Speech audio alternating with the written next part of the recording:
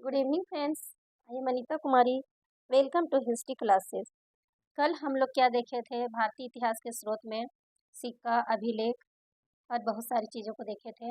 और अष्टम लेख में देखे थे महरौली अष्टम लेख और प्रयाग प्रशस्ति अभिलेख, उनके बारे में हम लोग जाने थे। आज जानेंगे अष्टम लेख में 3 नंबर में बौद्ध अष्टम लेख है। बौद्ध अष्टम लेख के बारे में क्या है कि ये स्थल जो है ये भरूच सतना मध्य प्रदेश में है। ये संबंधित व्यक्ति राजा वासुदेव है। इस समय था सोमकाल। कब था? सोमकाल। अभिलेख की विषय वस्तु क्या है? तो अभिलेख का विषय वस्तु है, इस अभिलेख से शुंग वंश के विषय में जानकारी प्राप्त होती है। कौन सा अभिलेख से? तो बौद्ध अष्टम लेख से शुंग वंश के विषय में जानकारी प्राप्त होती है। अब देखते हैं 4 नंबर का स्तंभ लेख। 4 नंबर का स्तंभ लेख है मथुरा स्तंभ लेख। ये मथुरा कहाँ पे है? मथुरा स्तंभ लेख तो उत्तर प्रदेश में है। उसके बाद ये किससे संबंधित है? कौन से व्यक्ति से संबंधित है? मथुरा अभिलेख तो चंद्रगुप्त द्वितीय से संबंधित है। किससे संबंधित है? चंद्रगुप्त द्वितीय से संबंधित है। और ये गुप्तकालीन अभिलेख है मथुरा स्तंभ लेख। अब देखते हैं यह स्तंभ लेख है, यह प्रथम गुप्त अभिलेख है, जिसमें क्या होता है कि इसमें गुप्त संवत का प्रथम वर्ष वर्णित है। इस स्तंभ लेख द्वारा वैष्णव धर्म के अनुयायी गुप्त सम्राट की धार्मिक सहिष्णुता पर प्रकाश पड़ता है। इसमें माहेश्वर समुदाय के उदिताचार्य का भी वर्णन मिलता है। मथुरा स्तंभ लेख की विशेषता क्या है? इसका विषय वस्तु क्या है? ये प्रथम गुप्त अभिलेख है। ये क्या है? प्रथम गुप्त अभिलेख है, और जिसमें गुप्त संवत का प्रथम वर्ष वर्णित है।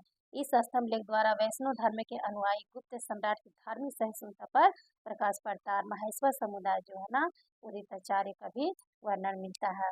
अब देखते हैं 5 नंबर का स्तंभ लेख। 5 नंबर का स्तंभ लेख क्या कहता है वो सुनिए। इसमें कहता है ना कि ये मथुरा से ये गरुड़ स्तंभ लेख। गरुड़ स्तंभ लेख बहुत ही इम्पोर्टेंट है। इसमें क्या कहा गया है कि ये जो है गरुड़ स्तंभ लेख, ये किससे संबंधित है? तो गरुड़ स्तंभ लेख है वैसन ये भागवत से संबंधित है। और हेलियोडोरस स्तंभ, गरुड़ स्तंभ लेख हेलियोडोरस स्तंभ के नाम से भी जाना जाता है। और बेसनगर विदेशा मध्य प्रदेश में है। और ये भागभद्र जो है हेलियोडोरस इंडो ग्रीक शासक एंटियाल किट्स का राजदूत थे। कौन? हेलियोडोरस। हेलियोडोरस किनके राजदूत थे? तो एंटिया किट्स के राजदूत थे। और ये जानकारी कहाँ से मिलती है? तो सोमकाल से। कहाँ से? सोमकाल से। अब देखते हैं इसमें 2 अभिलेख उत्कीर्ण है। इसमें 2 अभिलेख उत्कीर्ण है। किसमें? गरुड़ स्तंभ लेख में। इसमें 2 अभिलेख उत्कीर्ण है। एक अभिलेख में हेलियोडोरस को वासुदेव का अनुयायी बताया गया है और उसके द्वारा स्तंभ के निर्माण का वर्णन है, तथा दूसरे अभिलेख में महाभारत के एक श्लोक का उल्लेख है। इसमें 2 अभिलेख है, जिसमें हेलियोडोरस को वासुदेव का अनुयायी बताया गया है गरुड़ स्तंभ लेख में, और दूसरा क्या है कि महाभारत का एक श्लोक भी इसमें अंकित है। अब देखते हैं 6 नंबर का स्तंभ लेख। इससे क्वेश्चन एग्जाम में बहुत पूछे जाते हैं। अब देखते हैं 6 नंबर का एरन स्तंभ लेख। एरन स्तंभ लेख से क्या पता चलता है? तो ये एरन स्तंभ लेख है, ये मध्य प्रदेश में प्राप्त हुआ है। और ये एरन स्तंभ लेख बुधगुप्त के बारे में जानकारी दिया गया है। और इसमें एरन स्तंभ लेख है, ये गुप्तकालीन समय की बात है। और इसमें एरन स्तंभ लेख की विषय वस्तु क्या है? एरन स्तंभ लेख का विषय वस्तु क्या है? यह स्तंभ लेख भगवान विष्णु का सर्वप्रथम अभिलेखीय प्रमाण मिला है। एरन स्तंभ लेख से क्या हुआ है? भगवान विष्णु का सर्वप्रथम अभिलेखीय प्रमाण मिला था। इसमें भगवान विष्णु की महिमा में महाराजा मातृ विष्णु एवं धन्य विष्णु द्वारा ध्वज स्तंभ के निर्माण का उल्लेख है।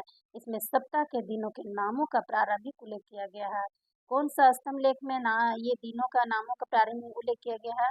तो एरन स्तंभ लेख में। किसमें? एरन स्तंभ लेख में। अब देखते हैं 8 नंबर का स्तंभ लेख। 8 नंबर का स्तंभ लेख क्या कहता है वो हम लोग देखेंगे। भीतरी स्तंभ लेख 8 नंबर का क्या है? 8 नंबर का स्तंभ लेख क्या है? भीतरी स्तंभ लेख है। 8 नंबर का स्तंभ लेख क्या है? भीतरी स्तंभ लेख है। और ये कहाँ पे पाया गया है भीतरी स्तंभ लेख? तो ये भीतरी स्तंभ लेख गाजीपुर उत्तर प्रदेश में है। कहाँ पे है? गाजीपुर उत्तर प्रदेश में है। ये स्कंद गुप्त का ये संबंधित है। भीतरी स्तंभ लेख किससे संबंधित है? ये वेरी वेरी इंपॉर्टेंट, स्कंद गुप्त से संबंधित है। और ये गुप्तकालीन है। ये भीतरी स्तंभ लेख क्या है? गुप्तकालीन है।